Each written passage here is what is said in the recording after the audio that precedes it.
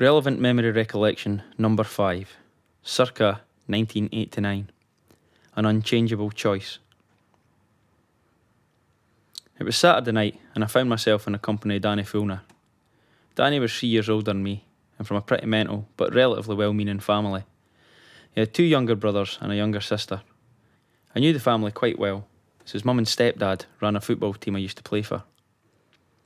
Danny was a good lad, although he had a really bad reputation with the ladies. He would, for want of a better word, shag a hairy baffy. He had few to no morals when it came to the opposite sex. As long as it had a hole in the heartbeat was the accepted axiom regarding his sexual exploits. This behaviour landed Danny in many bad situations with scorned lovers, angered boyfriends and enraged husbands. The marks of violent retribution were often visible on his face. There was a group of us partaking in underage drinking and hanging around the shops at Blackhall Square. We knew there was a party going on at a house in Beachbank Crescent. The plan was to head over there later. Danny, on the other hand, had alternative activities up his sleeve. His scheme involved Tracy Brown, a girl he had been chasing for a few weeks. She was babysitting for her big sister, and Andy had arranged to pay the house a visit to keep her company, if you know what I mean. What I didn't know was that I was integral to his plan. As everyone started heading over to the party, Danny approached me. He asked me to pop down to Tracy's babysitting house with him for 10 minutes, to drop something off before we went to the party. I asked him why. Just to keep me company. Aye, that'll be right, see you at the party. Come on, Jace, it'll only be half an hour. I thought you said 10 minutes. Monty, fuck Jace, I need you. What the fuck for? He came clean and explained the situation. Apparently, Tracy had finally relented to Danny's love calls, and her babysitting house had been set as the venue for the mating ritual. All Danny had to do was to obtain companionship for Tracy's friend, who would be present at the house. Danny explained that Tracy had made it quite clear that she would not be fucking off leaving her friend alone, so if he wanted to see some action, he had to bring along a mate. Danny, for reasons known only to himself, had decided that I should be that mate. The friend in question was Agnes Brown, Bruni, a 16-year-old mother who had given up her child and had it taken into care. She was a year older than me and had had an uphill struggle from an early age.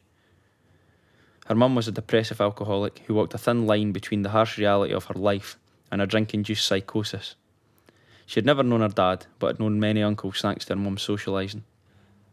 A few months previous, I found myself alone with Bruni at a party, and she told me about her child.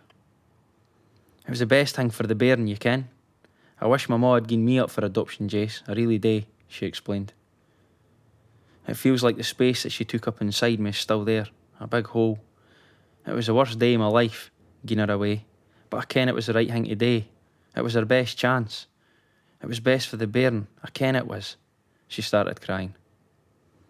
New Auckland thinks I'm a bitch and I didn't care, but I do. I care more than anything in the world. That's why I had to give her away. I didn't have a clue what to do. What could I possibly say to this girl that could make her situation any better? I felt like a fanny. I decided to give her a hug. This was totally misconstrued as an advance, and she tried to kiss me. I recoiled. Now I felt like a total fanny. She looked at me with running mascara and said, "What the fuck's the matter with you?" Nothing. It's just that, I stammered. Fucking chill out. I didn't fancy you or anything. I'm not wanting to be your girlfriend. I went on to handle the rest of the situation badly, then I left. It seems that a non-sexual hug for a boy wasn't an activity Bruni had much experience of. It wasn't something I was particularly well versed in either, but I was confident it was legal. Word soon spread that Jace had it offered to him on a plate and bottled it.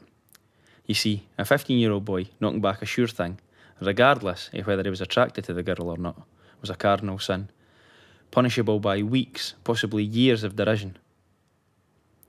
The first time this happened could be passed off as fanny fright, but a repeat offence was unforgivable. From that point on, you'd be as well as wearing a sandwich board announcing your homosexuality or lack of penis.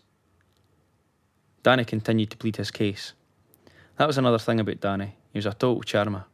As awkward and uninviting as I found the whole situation, I soon found myself walking down to Tracy's babysitting house saying, "Okay, you better no take ages or I'm fucking off to the party." "Nae bother, Jace. Thanks for this, by the way. Wan I owe you." Aye, whatever," I replied. On the way to the house, Danny bought 2 1.5 litre bottles of woodpecker cider. "I'll see you alright, Jace," he said with a wink, handing me one of the bottles. I had already drunk 4 small bottles of diamond white cider and was already feeling quite drunk. In the house, the 4 of us sat in the living room, drinking cider. Almost immediately, Danny started trying to get on with Tracy. "Fuck's sake, you're like a dug in heat," snapped Bruni in Danny's direction. "Oh, you're just jealous," Danny replied, making kissing motions. "Aye, that'd be right," she said sarcastically.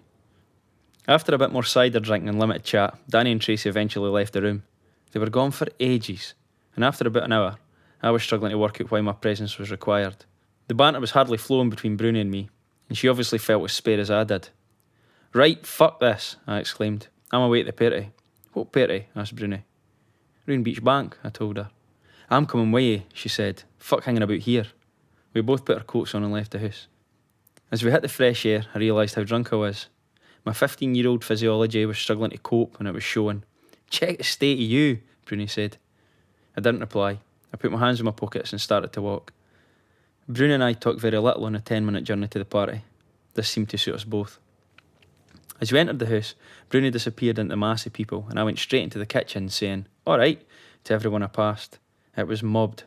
I spotted Dick and Logie, 2 boys I knew, standing at the cooker haying spats. "All right, Jace," said Dick. "Where you been?"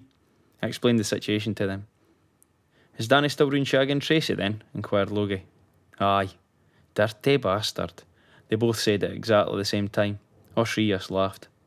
Dick returned his attention to the 2 knives resting with their tips on the glowing red electric cooker ring. "Are you ready, Logie, my boy?" he said. "I was born ready, Derek, old chum," replied Logie. With that, Dick picked up the 2 knives. He hovered a knife tip over a neat little line of tiny lumps of cannabis. Dabbing the tip onto one of the little lumps, it stuck. He brought it round in front of him, where Logie was waiting with an empty plastic bottle with the bottom cut off. Bringing the 2 knife tips together under the bottomless bottle, sandwiching the little bits of hash between the 2 hot blades. The dope ignited, turning into smoke, spiralling upwards into the empty bottle. At the top of the bottle, where the lid used to be, was Logie's mouth. He watched as the bottle filled with smoke, and with a nod for Dick, indicating the little piece of dope was burned out, he emptied the cloud of contents of the bottle with one deep and dramatic inhalation. As Logie exhaled, Dick turned to me and asked if I wanted a couple. I hadn't tried cannabis before. My drunken teenage rationale made the decision that now was the perfect time to dabble with psychotropic substances. "Aye, fuck it, go on then," I said, much to the delight of Dick and Logie, who knew I wasn't a smoker. Perhaps they felt they were converting me, or more likely they just wanted to see what would happen. Logie explained to me that I should try not cough mid-spat, as this could be unpleasant. If I could help it, I should try and keep my coughing until after exhalation. With this in mind, I proceeded. After the spats, I meandered throughout the living room to see what was going on. Initially, all seemed well, but I soon realised that perhaps I had made the wrong choice. I was starting to think that I should have refrained from increasing my blood toxin levels. The room was starting to move. I needed a seat. I staggered across the floor, looking very pale, and attempted to sit on a crowded couch. A bad move. My choice of actions drew everyone's attention to my rapidly declining state and caused much hilarity in the room. This was not what I needed. Half sitting on someone's knee being told to fuck off, all I could focus on was the spinning room and how dry my mouth had become. I couldn't believe how dry it was. I could vaguely make out derogatory comments being fired in my direction, but my only concern was the inhumane nature of the inside of my mouth in the spinning room. I needed water. Gallons of water. I had to get to a tap. By now, I was lying across the majority of the occupants of the couch. They were all aggressively telling me to vacate, much to the amusement of the rest of the room. I made a valiant attempt to get up, eagerly assisted by the people I was sitting on. As I got up, I staggered back, barely managing to stay on my feet. I was aware that all eyes were on me. I had to make it to the kitchen. I established my balance, steadied myself, and concentrated on regaining my vision. Seeing the door at the other end of the room, I went for it.